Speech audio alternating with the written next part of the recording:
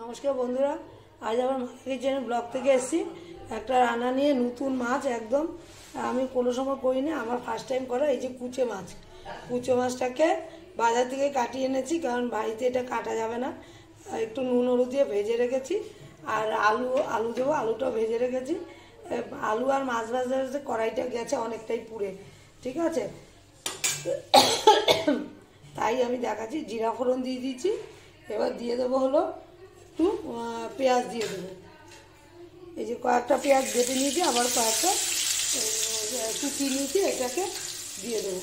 একটু পেঁয়াজটা ভাজা ভাজা হয়ে গেলে দিয়ে দেবো হলো মশলাগুলো। কী কী মশলা দিচ্ছি আমি দেখাবো।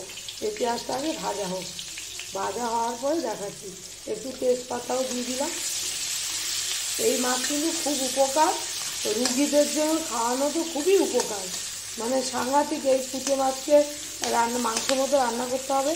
কুচে মাছকে খাওয়ালে রুগীর মানে রক্ত মানে যা যদি থাকে 10% 20% হয়ে যাবে। হ্যাঁ, দিয়ে দেবো হলো এই মশলাগুলো দিয়ে দেবো। জিরা ধনে আর রেড চিলি, হলুদ, নুন দিয়ে দেবো। আর হলো মশলা দিয়ে দেবো। এই হলো মশলা। এটা হলো আদা, রসুন, পেঁয়াজ, টমেটো, কাঁচা লঙ্কা বেটে নিয়েছি। এবার দিয়ে দিচ্ছি এই যে মশলাগুলো দিয়ে দিচ্ছি বাকি।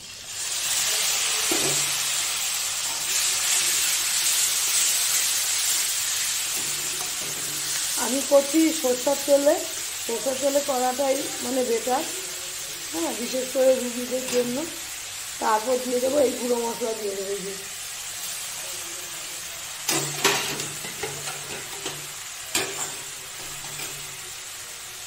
দিয়ে একটু জল দিয়ে দিচ্ছি, জল দিয়ে কষিয়ে তারপর আবার দেখাচ্ছি। আমার মশলাটা অনেকটাই কষানো হয়ে গেছে। এই যে আমি আঁচটা কমিয়ে রেখেছি, একটু বাড়িয়ে দেবো। তারপর দিয়ে দেবো হলো এই যে ভেজে রেখেছি আলুগুলো, সেই আলুগুলো দিয়ে দেবো। একজন মানুষের খাওয়া তো বেশি বেশি দিলাম না আর কি। এই যে আলুগুলিকে মানে আর একটু মশলার সঙ্গে একটু কষিয়ে নেব, নিয়ে তারপর জল দিয়ে দেবো। একদম মাংস যেরকম করে সেরকম করতে হবে।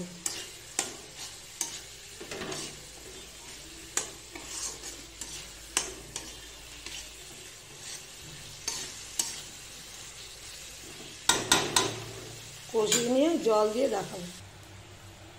আমার আলু দিয়ে একটু কষানো ভালোই হয়ে গেছে। এখন শুধু জল দেওয়ার পালা। একটু মাছটাও দিয়ে দেবো, ভাজা মাছটা।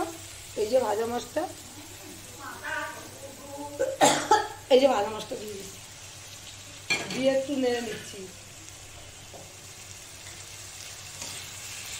নেড়ে জল দিয়ে দেবো। আমার রেসিপিটা হয়ে গেছে। এই যে মাছটাও দিয়ে দিয়েছি, কারণ তখন মাছটা দেওয়ার সময় ভিডিওটা অফ হয়ে গেছিলো।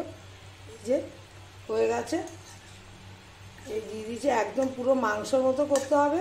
এবার নামানোর আগে একটু দিয়ে দেবো হলো গরম মশলার গুঁড়ো। যেহেতু গরম মশলা ফোড়ন দিইনি, একটু গরম মশলার গুঁড়ো দিয়ে দিয়েছি। দেখতে কেমন হয়েছে? দারুণ হয়েছে দেখতে। খেতে কেমন হবে জানি না, যে খাবে সে জানবে কেমন হবে। আমার মতো একবার রান্না করে দেখতে পারেন। এটা রুগীর জন্য খুবই উপকারী একটা মানে রান্না মাছ। এই মাছটা রুগীর জন্য, সাধারণ লোকও খেতে পারবে, মানুষও খেতে পারবে, এমনিও খেতে পারবে। ভালো লাগলে লাইক শেয়ার, আমার মতো একবার করে খেতে পারেন। ভালো লাগলে লাইক শেয়ার